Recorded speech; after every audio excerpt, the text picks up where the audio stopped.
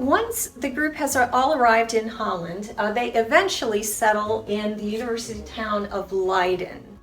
And they remain in Holland for 12 years. A number of factors start to come into play that eventually lead to their decision to travel to North America. So one reason for this was they felt that their children were sort of becoming too Dutch. As much as the separatists disagreed with the religious doctrines of King James, they nonetheless really still consider themselves English, and they wanted their children to be English. Now their children were growing up speaking Dutch, adopting Dutch customs, and this is sort of unsettling for them.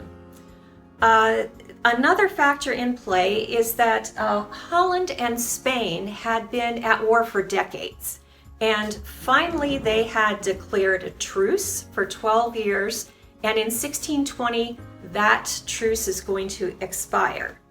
Now, Spain, of course, was a Catholic country, and if they had managed to conquer Holland, Holland would become a Catholic nation, and once again the separatists would kind of be out of the frying pan into the fire. The other thing that really plays into their decision, and is perhaps really the most important for them in the end, was they came to believe that it was God's will that they spread the true church, the true teachings of Christ, to the New World. This is really the one that wins out in the end.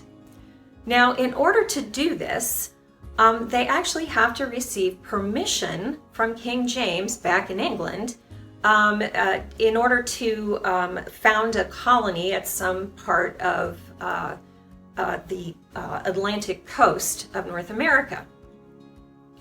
Of course, King James hasn't been very happy about it, but eventually, after long, complicated negotiations, King James says, well, fine, I will let you found a colony at the mouth of the Hudson. So this is where present-day New York City is. So they agree to do that.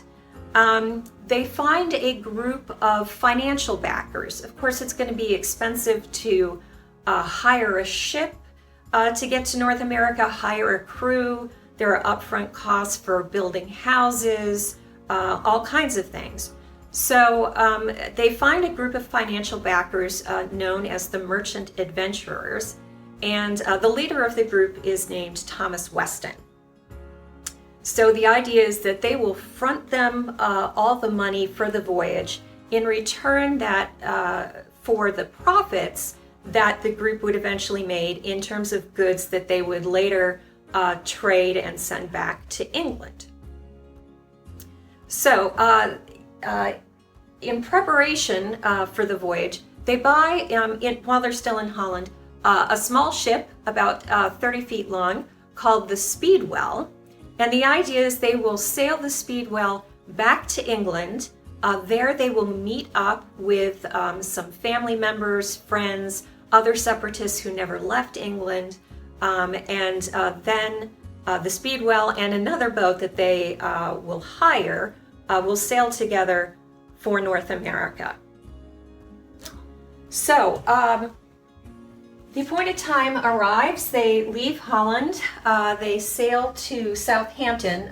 Here's London, just to kind of orient you, in the south of England.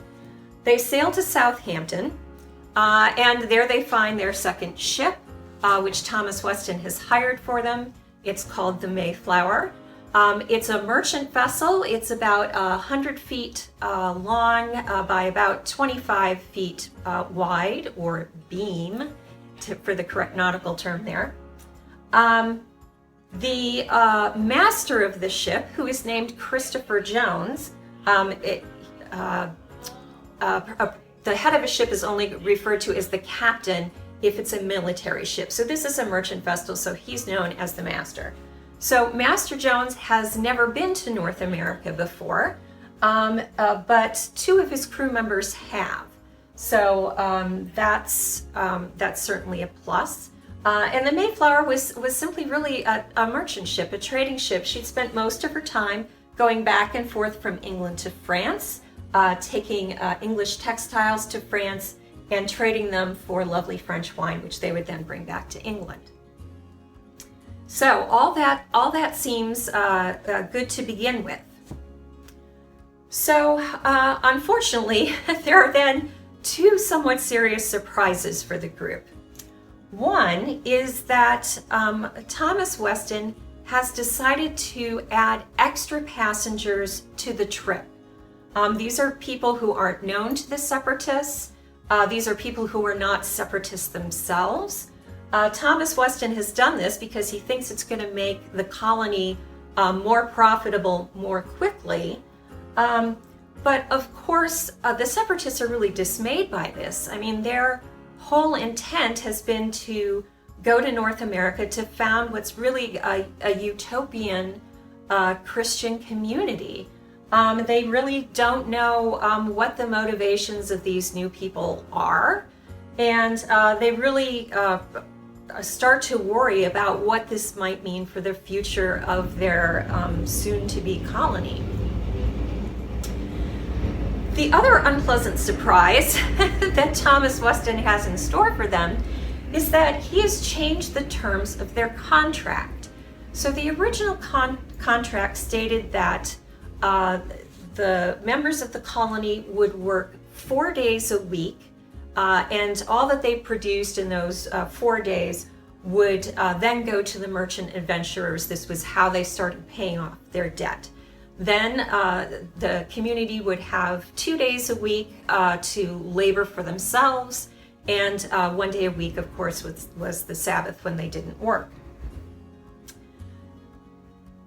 Thomas Weston now tells them, well, you know, some things have changed and we've really had to kind of rework the contract. So instead, you're going to be working 6 days a week for us.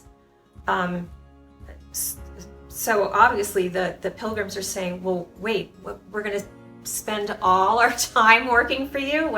When do we do things like farm? So they're quite upset about this and say, you know, we have a signed contract. You can't simply change it at the last minute. And Thomas Weston says, well, fine. If you don't want our financial backing, you can go ahead by yourselves. And of course, both Westons and the separatists know that he has them over a barrel.